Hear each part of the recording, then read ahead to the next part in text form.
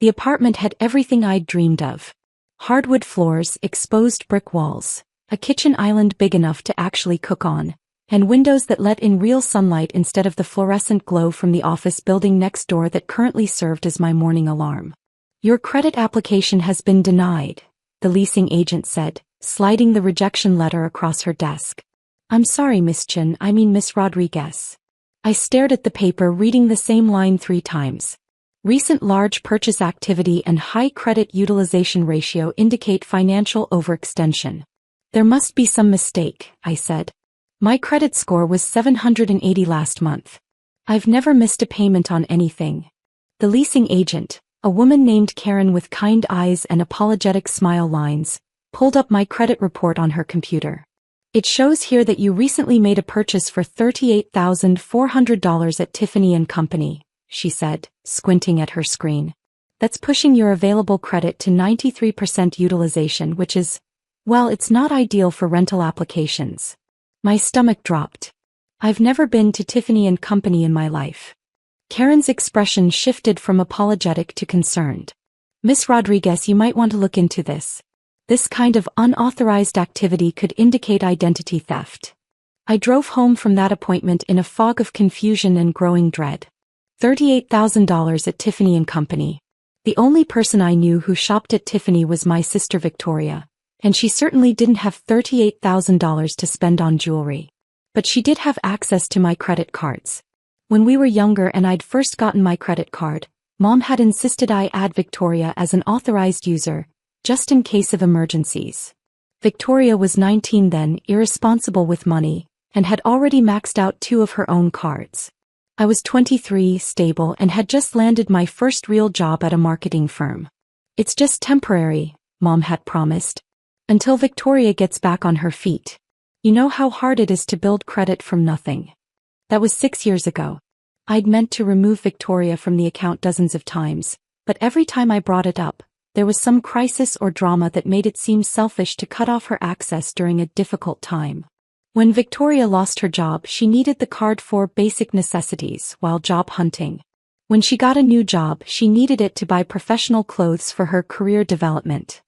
When she started dating Marcus seriously, she needed it for dates because investing in a good relationship is investing in her future. There was always a reason, always a justification, always some family emergency that made me the selfish one for wanting to protect my own financial security. But $38,000 at Tiffany & Company was not a basic necessity. I called the credit card company from my car, still sitting in the apartment complex parking lot. I need to verify a recent charge, I told the customer service representative. Tiffany & Company for $38,400. There was typing, then a pause. Yes, that charge was made yesterday at the Tiffany & Company location in downtown. The card ending in 4792 was swiped in person, and the cardholder signed for the purchase. Card ending in 4792. Victoria's card. My card that Victoria had been carrying around for 6 years. I need to speak to someone about fraud, I said. The fraud department was more thorough.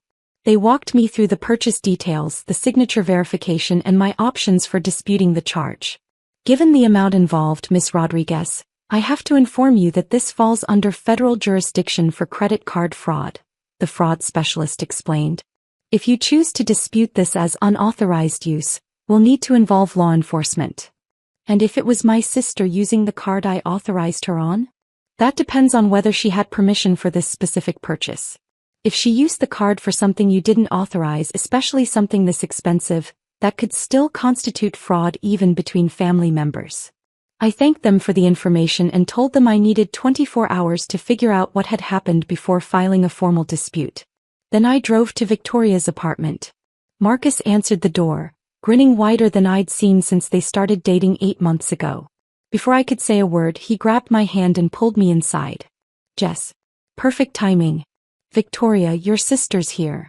Victoria emerged from the bedroom and the first thing I saw was her left hand. The ring was massive. A round diamond that had to be at least 3 carats, surrounded by smaller diamonds, all set in what looked like platinum. It was stunning. And it was paid for with my credit card. Jess. Victoria squealed, running over to show me her hand up close. Look. Marcus proposed last night. Isn't it incredible? I stared at the ring, doing quick math in my head. The main diamond alone probably cost $25,000. The setting, the smaller diamonds, the craftsmanship, $38,000 was probably getting a deal. It's beautiful, I said carefully. How did Marcus save up for something like this? Marcus looked sheepish. Well, that's the thing. I've been planning this for months, but when I went to buy the ring, my credit got declined. Some issue with my debt-to-income ratio from my student loans. Victoria jumped in. So I offered to help. I mean, it's my ring, right? It made sense for me to put it on my card. My card. He meant my card. Victoria, I said slowly, this ring costs $38,000. I know, she said, admiring the diamond again. Marcus has incredible taste. I told him not to go cheap just because money's tight. This is forever, you know. How exactly were you planning to pay for it? Victoria's enthusiasm dimmed slightly. Well, Marcus is going to pay me back over time. His promotion comes through next month, and then he'll be making enough to handle the payments. I looked at Marcus. What kind of payments are we talking about? He shifted uncomfortably. I figured maybe $500 a month. I mean, with the minimum payments on the card, that should cover it, right? $500 a month. On a $38,000 purchase. With credit card interest rates, they'd be paying for this ring for the next 20 years. Victoria, can I talk to you privately for a minute? We went into her kitchen, leaving Marcus admiring the ring box in the living room. Victoria, that purchase just got me denied for an apartment, I said quietly. It pushed my credit utilization so high that I look like a financial risk. Her face fell. Oh, I didn't think about that. Did you think about asking me before spending $38,000? She started, then stopped. I mean, it was an emergency. Marcus wanted to propose and the financing fell through, and I knew you'd want me to be happy. I do want you to be happy. But I also want to be able to rent an apartment. You can just pay it down, right? I mean, you make good money. I stared at her. Victoria, I make $52,000 a year. That ring costs more than half my annual salary. But you're so good with money, she said, as if my financial responsibility somehow meant I had unlimited resources. You'll figure it out. The payment on this with interest would be over $1,000 a month for 3 years. That's more than my rent. Victoria's face was starting to show irritation instead of guilt. Jess, this is my engagement. This is the most important moment of my life. Can't you just be happy for me? I am happy for you. But I'm also terrified that you just destroyed my financial stability without asking. Family helps family, she said, crossing her arms. You've always said that. Family asks before spending someone else's money. It's not someone else's money. It's family money. Mom always said we should share everything.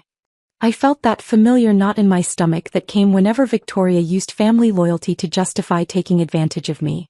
It was the same feeling I'd had when she'd borrowed $800 for her security deposit and never mentioned paying it back. The same feeling when she'd used my card for groceries, that turned out to be a weekend trip with friends. But this was different. This wasn't $800 or even $3,000. This was enough money to change my entire life trajectory. Victoria, I need you to return the ring. Her mouth dropped open. Are you insane? I can't return my engagement ring. You can't afford your engagement ring. Marcus will pay for it. When? How? He just told me his credit got declined for this exact purchase. His promotion might not happen. And even if it does, $500 a month won't even cover the interest on $38,000. Victoria stared at me like I'd suggested she cancel her wedding. I cannot believe you're being this selfish. This is my engagement, Jess. My future husband bought me this ring. Your future husband bought you a ring with my credit card. Because family helps family, she shouted, loud enough that Marcus probably heard from the living room. I took a deep breath. Victoria, I'm going to ask you one more time. Will you return the ring and find something you can actually afford? Absolutely not. Then I guess we have a problem. I left her apartment and drove straight to the police station. The desk sergeant listened to my story with the weary expression of someone who'd heard variations of it 100 times. Family disputes over money are tough, he said. Since she's an authorized user on your account, it gets complicated legally. Even for $38,000? Even then, your best bet is to file a complaint with the credit card company's fraud department and see if they'll reverse the charges. If they determine it was unauthorized use, then we can talk about criminal charges. What if I want to file a report now? He handed me a form. You can file a report for credit card fraud. But understand that if we investigate and find evidence of a crime, your sister could be arrested. Are you prepared for that? I stared at the form, thinking about Victoria's face when she showed me the ring. Her excitement, her joy, her complete inability to understand why I was upset about her spending my money without permission. Can I take this home and think about it? Sure. But don't wait too long. The sooner you report fraud, the better your chances of getting the charges reversed. I spent that night researching credit card fraud, family financial abuse, and my legal options. What I learned was sobering. According to the federal law, unauthorized use of a credit card is a felony if the amount exceeds $1,000. It didn't matter if the person was family. It didn't matter if they were an authorized user who exceeded their authorization. What mattered was whether the cardholder gave specific permission for the purchase. I had never given Victoria permission to spend $38,000. More importantly, I learned that this pattern of behavior, family members using emotional manipulation to gain access to financial resources, was a recognized form of financial abuse. The websites I found described scenarios that felt like reading my own diary. Does your family member make financial decisions that affect you without your input? Do they justify large expenditures by saying family shares everything? Have they ever made you feel guilty for setting financial boundaries? Do they assume your income and assets are available for their use? Every question was a yes. I also learned something else. I wasn't the first person in my family to be Victoria's financial safety net. A call to my Aunt Carmen revealed that Victoria had run up thousands of dollars in debt on a credit card she'd convinced my grandmother to co-sign for. When Grandma died 2 years ago, Victoria had let the debt go into collections rather than pay it herself. Your grandmother was so stressed about that debt, Aunt Carmen told me. She spent her last months worrying about ruining Victoria's credit by not being able to make the payments on her Social Security income. That night I made 2 phone calls. First, I called the credit card company and filed a formal fraud report. I explained that while Victoria was an authorized user, she had never been given permission to make purchases over a certain amount without checking with me first.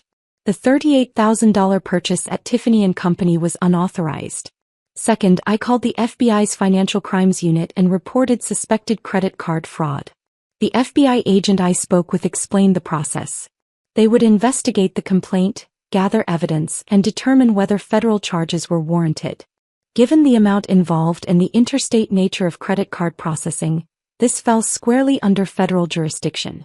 The fact that it's a family member doesn't change the legal implications, Agent Martinez explained. Fraud is fraud. We'll be in touch within 72 hours to schedule an interview and collect evidence. 3 days later, I was sitting in a federal building downtown, providing a sworn statement about Victoria's unauthorized use of my credit card. I brought bank statements, credit card statements, text messages, and a detailed timeline of Victoria's financial behavior over the past 6 years. The agent was thorough. She asked about every charge, every conversation, every instance where Victoria had used the card without specific permission. Miss Rodriguez, I have to ask, why didn't you remove her from the account after the first unauthorized charges? Family pressure, I said honestly. Every time I tried to set boundaries, my parents would get involved and make me feel guilty for abandoning my sister during a difficult time. Agent Martinez nodded. We see this pattern frequently in financial fraud cases involving family members. The victim is often manipulated into believing they're obligated to provide financial support, even when that support involves criminal behavior. Is what she did actually criminal? Using someone else's credit card without permission for $38,000? Yes, that's a federal crime. The fact that she's your sister and an authorized user complicates things, but it doesn't change the basic legal facts. She explained the next steps. They would interview Victoria, examine the evidence, and determine whether to pursue criminal charges. The process could take several weeks. In the meantime, Agent Martinez said, I'd recommend you remove her access to all your financial accounts immediately, and be prepared for significant family backlash when she learns about the investigation. I spent the weekend removing Victoria from every account, changing passwords and securing my financial information. I also researched lawyers who specialized in family financial disputes just in case. Monday morning, Agent Martinez called. We'd like to interview your sister this afternoon. We're also going to need to examine the ring and any documentation from the purchase. Are you going to arrest her? That depends on what we find during the interview. But Miss Rodriguez, I want you to be prepared for the possibility that your sister will be charged with federal credit card fraud. That afternoon while I was at work, Victoria called me screaming. What did you do? She shrieked into the phone. The FBI just left my apartment. They took pictures of my ring. Marcus is freaking out. I reported the unauthorized use of my credit card, I said calmly. It wasn't unauthorized. I'm an authorized user. You never asked permission to spend $38,000. I shouldn't have to ask permission. We're family. Victoria, you committed federal credit card fraud. I did not. Mom, get on the phone. Suddenly my mother's voice was on the line. Jessica Maria Rodriguez, what have you done? I protected my financial security. You called the FBI on your own sister. I reported credit card fraud. Over a ring? This is Victoria's engagement ring. This is $38,000 that Victoria spent without asking me. Family shares everything, Mom said using the same phrase Victoria had used. We raised you to help each other, not call the police on each other. You raised me to be Victoria's aim. The line went quiet. That's not true, Mom said, but her voice was less certain. Really? When was the last time Victoria helped me financially? When was the last time anyone asked what I needed instead of what I could give? You're the one with the good job and the stable income, Mom said. Of course family turns to you for help. Help is asking for $50 for groceries. Fraud is spending $38,000 without permission. Dad's voice joined the conversation. Jess, you're tearing this family apart. The family tore itself apart the moment you all decided my money belonged to everyone except me. Don't be so dramatic, Dad said. Victoria will pay you back. When? How? She's never paid me back for anything. She's getting married. Marcus will help. Marcus couldn't qualify for financing for this ring. How is he going to pay it back? There was another long pause. You'll work it out, Mom said finally. You always do. And there was the family's solution to every financial problem. Jessica will work it out. Jessica will figure it out. Jessica will sacrifice whatever she needs to sacrifice to make everyone else's problems go away. Not this time, I said. This time Victoria works it out. I hung up the phone and turned off the ringer. 2 days later, Agent Martinez called with an update. We've completed our investigation, she said. Your sister admitted to making the purchase without your specific permission. She also admitted that she knew she couldn't afford to pay for the ring herself. What does that mean? It means we have a clear case of credit card fraud. We're filing federal charges. My stomach dropped. Despite everything, despite the financial damage and the family manipulation, I had hoped it wouldn't come to this. What kind of charges? 1 count of credit card fraud under federal law. Given the amount involved, she's looking at potential fines of up to $250,000 and up to 20 years in prison. 20 years. For an engagement ring. Agent Martinez, what if she returned the ring and paid restitution? Would that change anything? It might affect sentencing, but it wouldn't change the charges. The crime occurred when she made the unauthorized purchase, not when she decided whether to keep it. When will she be arrested? We've issued a warrant. She'll be taken into custody within the next 48 hours. That evening Victoria called me. She wasn't screaming anymore. She was crying. Just please. You have to drop the charges. I can't drop federal charges, Victoria. That's not how it works. Please, there has to be something you can do. They're saying I could go to prison. You could. Over a ring? Over $38,000 in credit card fraud. I'll pay you back. I'll return the ring. Please, Jess, I'm begging you. For a moment, I felt the old familiar pull to fix everything, to make it okay, to be the responsible one who solves everyone's problems. Then I remembered sitting in that leasing office, being denied an apartment because my sister had destroyed my credit without asking. I remembered years of borrowed money that was never repaid, emergencies that turned out to be shopping trips, and temporary help that became permanent expectation. Victoria, I gave you so many chances to respect my financial boundaries. You never did. I will now. I swear. You said that after the $800 for your security deposit. You said that after the $3,000 for your car repairs.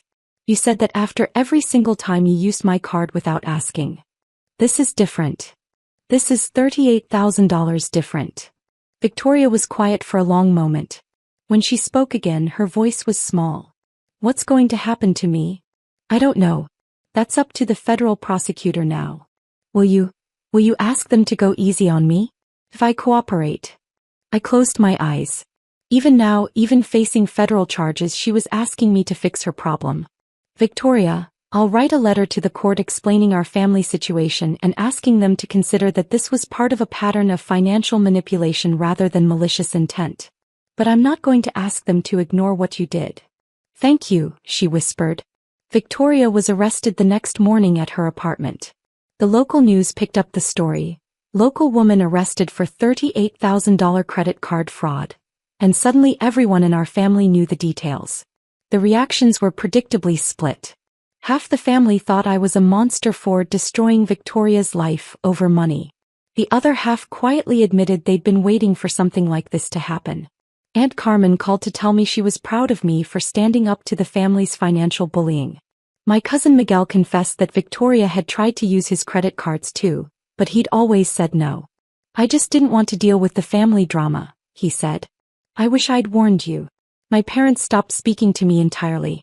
They hired a lawyer for Victoria and started a GoFundMe page to help with her legal expenses, describing her as a victim of family miscommunication rather than a perpetrator of federal fraud. The case took 8 months to work its way through the federal court system. Victoria ultimately pled guilty to 1 count of credit card fraud in exchange for a reduced sentence. She received 3 years of probation community service and was ordered to pay full restitution, not just the $38,000 for the ring, but also penalties and court costs that brought the total to over $50,000. The ring was seized as evidence and eventually sold to help pay the restitution. Marcus broke up with her 2 weeks after her arrest. He said he couldn't handle the stress of being engaged to someone facing federal charges. Victoria moved back in with my parents and got a job at a department store to start making restitution payments. According to Aunt Carmen, she makes about $200 a month in payments and will be paying for the next 20 years. My parents still blame me for ruining Victoria's life. They've told the rest of the family that I'm vindictive and cruel, that I chose money over family, that I destroyed my sister's future over a simple misunderstanding. But they can't argue with the facts that came out during the investigation. The FBI's financial analysis revealed that Victoria had been systematically using my credit cards for unauthorized purchases for over 3 years. The engagement ring wasn't an isolated incident. It was the culmination of a pattern of financial abuse that had cost me over $60,000. The prosecutor called it one of the clearest cases of family financial exploitation she'd ever seen. Today, 18 months later, my relationship with my parents remains strained. They still think I should have handled things within the family, instead of involving law enforcement. But my relationship with Victoria has surprisingly improved. Facing the real consequences of her actions, dealing with the legal system, and having to take responsibility for her financial choices has changed her perspective completely. She calls me once a month to update me on her restitution payments. She apologizes regularly for the damage she caused. And most importantly, she's never asked me for money again. I finally understand, she told me during one of our calls. I never realized how much pressure I put on you, or how unfair it was to spend your money like it was mine. She's in therapy now, working on what her therapist calls financial boundaries and family enmeshment issues. As for me, I eventually found a different apartment, not the one with the hardwood floors and exposed brick, but a nice 1-bedroom place that I could afford on my own with my restored credit score. I also started seeing a therapist who specializes in family financial abuse. She helped me understand that what my family had been doing wasn't normal, wasn't healthy, and wasn't my fault. I learned that saying no to financial exploitation isn't selfish. It's necessary self-protection. I learned that real family members don't use emotional manipulation to access your resources. And I learned that sometimes, The most loving thing you can do is let someone face the natural consequences of their actions. The FBI agent was right about one thing. Victoria's arrest did cause significant family backlash. Half my relatives stopped speaking to me, my parents disowned me for 6 months, and I spent every family holiday alone for over a year. But it also freed me from a lifetime of being everyone else's financial solution. It established boundaries that my family finally had to respect.